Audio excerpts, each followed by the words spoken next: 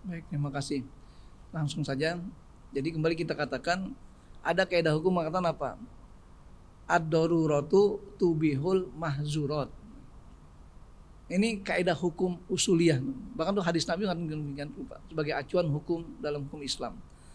Artinya kemadorotan itu bisa menghalalkan sesuatu yang diharamkan.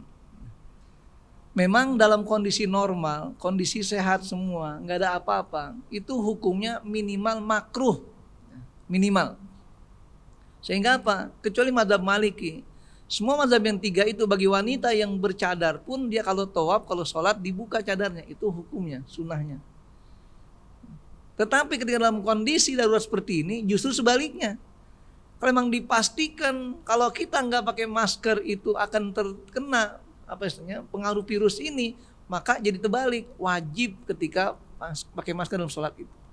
Jadi dikatakan al hukmu yaduru ma'al illah wujudan aw adaman. Hukum berotasi dengan kondisinya, alasannya. Jadi ilatnya apa, alasannya apa. Sehingga kita katakan dalam hal ini tidak mutlak. Makanya kenapa hadis itu banyak bersifat global, perlu dijelaskan dengan kaidah-kaidah hukum, karena banyak kasus seperti ini.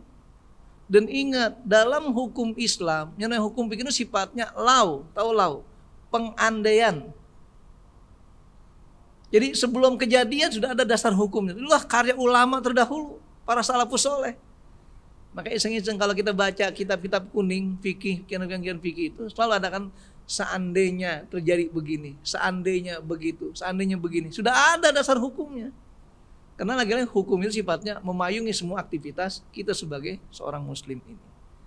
Dan itu yang menjadi istimewa kita, hidup kita sebagai seorang muslim harus punya payung hukum.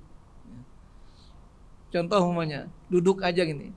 Boleh enggak lagi ngaji duduk sambil senderan? Tanya dasar hukumnya apa gitu ya. Boleh enggak lagi sholat Jumat sambil angkat kaki duduknya? Nah, tanya dasar hukumnya. Ada dasar hukumnya, tapi dari mana?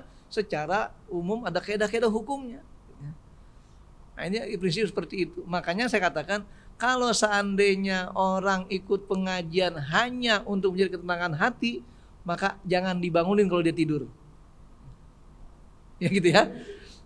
Kan begitu kan? Kalau di rumah sulit tidur, datang pengajian pasti bisa tidur. Makanya ada mazhab baru katanya, ada seorang pemuda menemukan mazhab baru di satu masjid dia.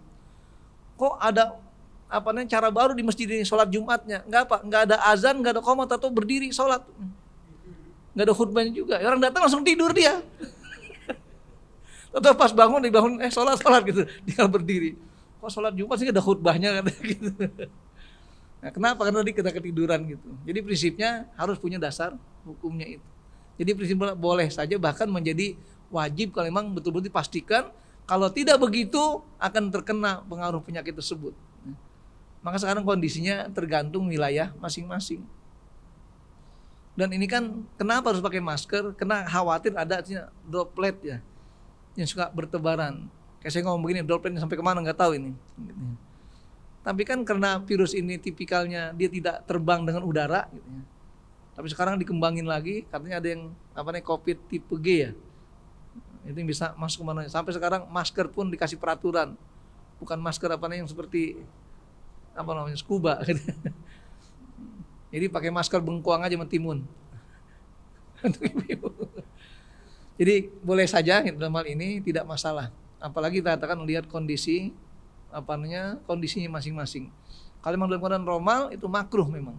Kenapa? Karena Allah ingin melihat bagaimana dialog kita dengan Allah. Kan kita selalu dialog sama Allah. Sama aja kita kalau lagi bertemu orang ngobrol ditutup mukanya masing-masing, etis nggak? Nggak etis. Padahal dia ingin melihat wajahnya, mukanya gimana raut mukanya. Jadi begitulah prinsipnya. Ya, terima kasih.